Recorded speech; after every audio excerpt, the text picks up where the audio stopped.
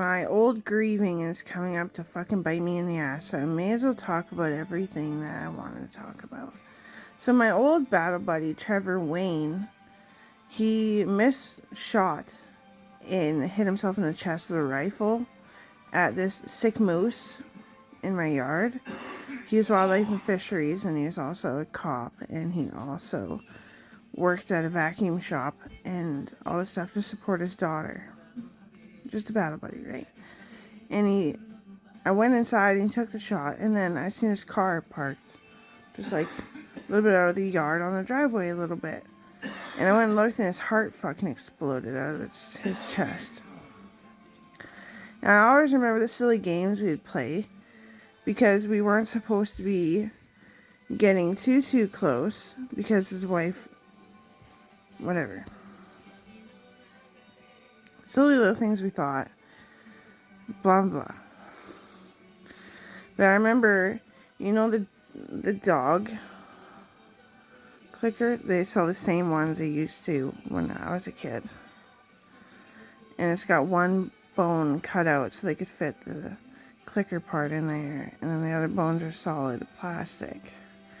Well, Kobe used to cut out the bones of my dog clickers perfectly with a laser skill saw to practice, because he wanted to be a welder, and he wanted to be a welder with everything that he did and would do. He wanted to be like using metal in projects, that kind of a guy. And I said, okay, trick question, I want one of these dog clickers that has just one bone cut out, not two. And he's like, oh, because someone cut it out so perfectly. And I was like, yeah. And he'd always get it. Nice guy. Thought the best of my family, at least. So it made me really sad. We spent a lot of time together with the horses and all that kind of stuff. And I don't know if he was lying that he had a wife and kids. But anyway, he worked like a dog just to have enough fucking money. And he died. And he was a good guy, as far as I knew.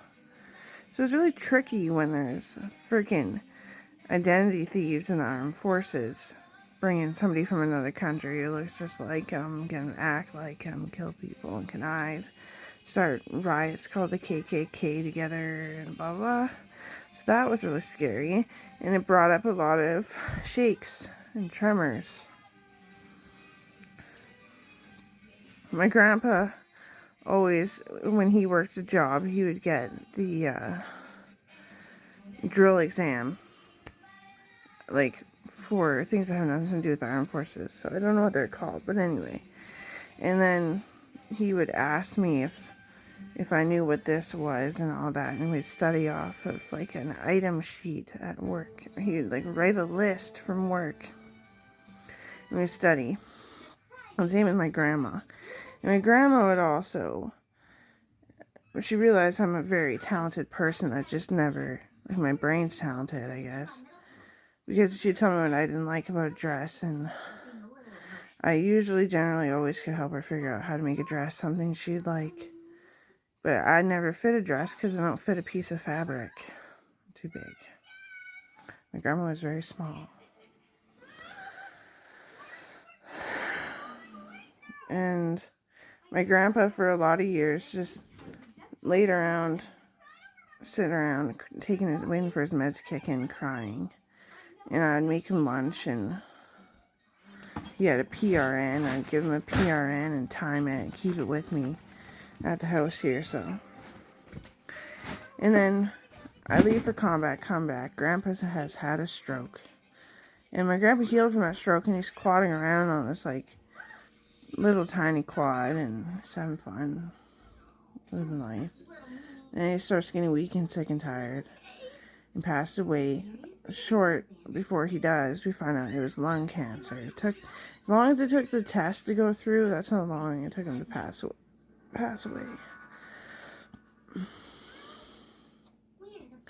And my grandma, the sanest little person ever, and she still got the derogatory or stigmatized fucking problems with her brain, and ended up passing away suddenly. And I really miss them, you know? And what that leads for me is, I don't know. Like, I think it fucks with my breathing, and then to get the thoughts that I want my grandma, I want my grandpa, the crying to calm down, and that I squish my ankles when I sit on them, so now it's like, should be ankle braces almost every day, just not in my sleep. I'd say it's fucked me up, and I'm 32. I would say that it doesn't make me want to pass away, but if it's been severe till I'm fucking 42, it'll probably get me murdered in the armed forces.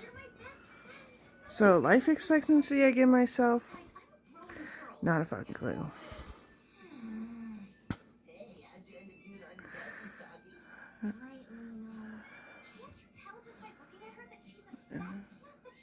It's like gloomy as shit out there. I'm just like, wow, that TV is bright. Because all the fucking surgeries, yeah.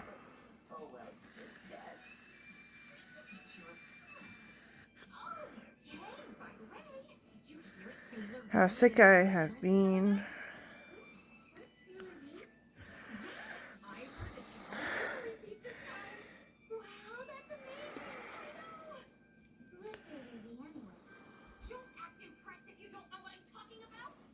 In case you haven't heard, Sadie B is a costume designer who's pretty evil in this part of town.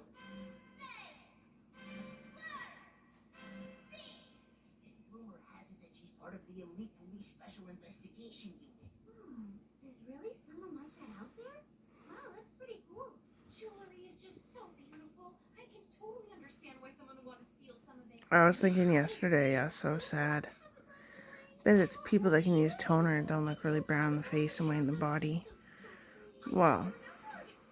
Isn't that fucking just terrific? People who can use toner are the ones that get to have an even tan. Oh god. Bet it looks pretty even, eh? Yeah. I just think it's a bit of a lie how tanned I am. I don't care. But it is really blotchy. I don't use the moisturizer all the time, or else I get vermidomid bubbles. I don't use it a lot, so that I just get wrinkles and it goes away when I put for the most part, the wrinkles go away when I put the oil on.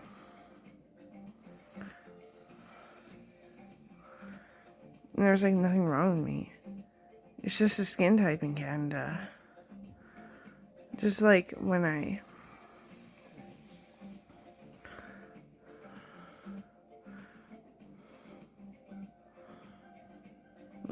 I have actually witnessed like the ugly people of America. I'm the sick of Canada, but yet it meant nothing. It's just fashion. Yeah.